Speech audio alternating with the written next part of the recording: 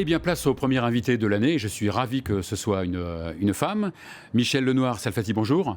Bonjour Fabien. Alors vous avez une maîtrise de philo, incroyable. Puis vous faites Dauphine, vous faites ensuite Sciences Po. Pendant 6 ans, vous êtes responsable de la formation continue au sein du groupe hospitalier Pitié-Salpêtrière. Vous passez ensuite par la Haute Autorité de Santé. En 2010, vous intégrez la fameuse DGOS, la Direction de l'Offre Générale de l'Offre de Soins. Et depuis peu, vous êtes directrice générale de l'Agence nationale du développement professionnel continu, en charge de la formation continue et certifiée des professionnels de santé.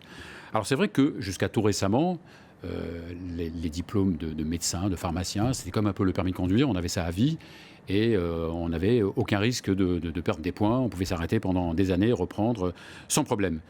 Grâce à vous, ça va peut-être changer. Alors grâce à moi, grâce effectivement au dispositif de DPC, et je crois que vous en parlez très justement. Les professionnels de santé ont un diplôme assez jeune, même si pour les médecins, des études durent 10 ans et l'installation est à 30 ans. Et au fond, d'une certaine manière, était laissée aux professionnels la décision de se former, de ne pas se former, et certains de se former peu. Et donc, mais rassurez-moi, l'immense majorité se formait quand même. L'immense majorité se formait, peut-être pas comme on l'aurait souhaité. Et il y avait une nécessité en fait d'offrir une garantie aux patients que le professionnel qu'il allait consulter était compétent. Et donc le dispositif de DPC, ce n'est pas d'ailleurs que la formation, c'est l'idée qu'un professionnel de santé, tous les 3 ans, puisque c'est un parcours de 3 ans que doit faire le professionnel, doit d'une part se former, c'est-à-dire être au courant des innovations en santé, des nouvelles technologies, de ce qui bouge. En cumulant des points sur 3 ans. Il n'y a plus le système de points. D'accord. Justement, ce système a été revu. Il doit donc se former, congrès, etc.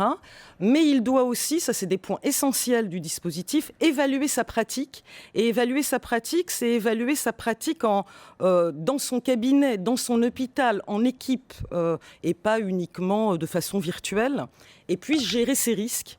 Et le DPC inclut un dispositif et un parcours de gestion des risques professionnels qui est évidemment essentiel par rapport aux patients. Avec l'idée, vraiment, tous les 3 ans, je dois faire la preuve que j'ai fait ce parcours qui maintient ma compétence pour le patient et Comment le prouver? Par des attestations, puisqu'il n'y a plus de points. On le prouvera par des attestations de présence, et l'Agence nationale du DPC est en train de développer pour les professionnels de santé un outil qui sera en ligne, dans lequel le professionnel pourra tracer l'ensemble de son parcours de DPC sur 3 ans, et il y aura une synthèse qu'il pourra donner au fond à l'autorité de contrôle, l'ordre des médecins pour les médecins, mais pourquoi pas à un moment à un assureur, pourquoi pas à un moment à sa patientèle. Il faudra qu'on réfléchisse avec l'ensemble des professionnels sur est-ce qu'il n'y a pas quelque chose qu'on affiche dans un cabinet, etc. Mais est-ce que la NDPC ne s'occupe pas simplement des médecins? Il y a d'autres professionnels de santé. Alors ça c'est très important. Le DPC, c'est pour tout le monde. Tous les professionnels de santé, plus d'une vingtaine de professions réglementées, c'est-à-dire que c'est à la fois le médecin spécialiste et je vais donner une toute petite profession, ils sont une 40aine en France, sont aussi les épithésistes, à l'autre bout de la chaîne. Et mais aussi les infirmiers, les pharmaciens, les kinés, les ergothérapeutes, et chose importante, et tous de la même façon. Quel que soit leur mode d'exercice, c'est-à-dire que ça touche les libéraux, les hospitaliers, mais l'infirmière scolaire, le médecin scolaire est concerné également par le DPC. D'accord. C'est-à-dire que c'est tout mode d'exercice. Et votre question est importante parce que c'est un défi pour l'agence. Ces métiers ne sont pas les mêmes, les enjeux de ces métiers ne sont pas les mêmes. Et le dispositif français, c'est très français, dans d'autres pays ça existe, mais ça ne cible pas aussi large. Le dispositif français vise tout le monde. D'accord. Il va falloir quand même qu'on travaille, et votre question est bonne, avec les professionnels, pour quand même qu'il y ait des spécificités en fonction des professions sur le parcours exigé. Alors ce n'est pas la NDPC qui va former les médecins. C'est la NDPC qui va donc accréditer des organismes quels qu'ils soient, donc pour former. Qui va accréditer? C'est très rapidement. Alors, l'agence du DPC, elle a 2 rôles. Après, je vais répondre à votre question. Elle a un rôle politique, stratégique. C'est-à-dire que il y a des textes qui ont défini ce qu'est le DPC et avec des instances qui réunissent l'ensemble des acteurs, on va faire évoluer le dispositif avec plein de questions qui se posent.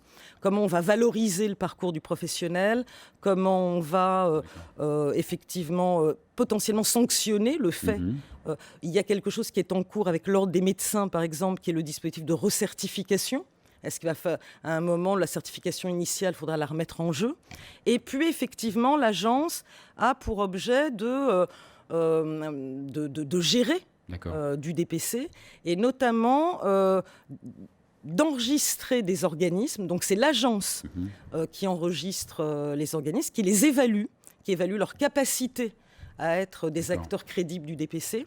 Et puis, l'agence a aussi des instances composées de professionnels qui vont évaluer scientifiquement et pédagogiquement les actions de DPC.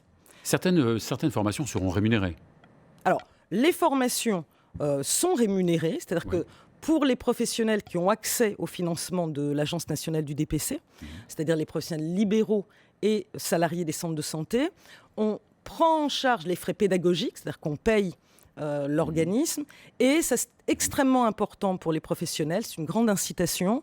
Il y a une indemnisation qui permet aux professionnels de se dire je peux sortir de mon cabinet et je suis indemnisé. Et très rapidement, quel est le modèle économique, puisque vous n'avez pas des fonds illimités pour la formation des médecins? Non, alors les médecins ou les autres professionnels de santé peuvent se former aussi différemment. Est-ce qu'ils sont obligés de passer par la NDPC? Non. Alors, l'Agence nationale du DPC concourt au financement du DPC. On est financé, le financement est un financement assurance maladie. Le budget initial pour 2017, c'est 170 millions d'euros pour le DPC des professionnels libéraux. Et il y a d'autres organismes qui concourent au financement, les fonds d'action formation, le fameux FAF-PM pour les médecins ou le FIF-PL pour les autres, mais aussi les employeurs, les hôpitaux, les OPCA. L'industrie pharma n'est pas concernée? L'industrie pharma n'est pas concernée. C'est d'ailleurs un point qui a été largement travaillé dans les assises du médicament, dans les suites de l'affaire Mediator. Ça n'empêchera pas d'être complémentaire pour certaines formations, bien sûr. C'est un sujet qu'il faudra qu'on continue évidemment de travailler. Très bien, donc tout se met en place progressivement. Oui. Merci Michèle Lenoir-Salfati. J'espère que nous aurons d'autres occasions, évidemment. Et merci à vous de m'avoir invité pour cette première émission. Très bien. En attendant, restez avec nous pour écouter Marianne Dorel et sa chronique Smart Santé.